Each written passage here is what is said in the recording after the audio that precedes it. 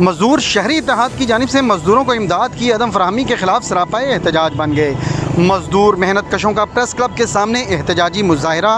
मजदूर शहरी इत्तेहाद के चेयरमैन हाजी गुलाम नबी रिंद, नज़र मोहम्मद ब्रोही, अकबर हाम्बी और दीगर की जानिब से मजदूरों को इमदाद की अदम फराहमी के खिलाफ एहतजाजी रैली पाकीज़ा होटल से प्रेस क्लब तक निकाली गई।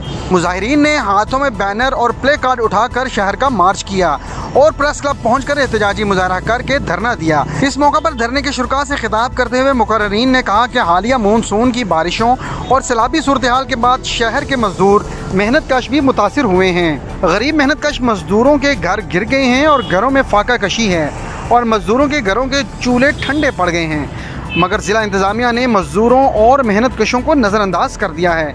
सिर्फ मनपसंदों को राशन बैग और दीगर अशिया फराहम की जा रही हैं। उन्होंने आला हुकाम से मुतालबा किया है कि मजदूरों को राशन बैग समेत दीगर ज़रूरियात ज़िंदगी की अशिया फराहम की जाएँ।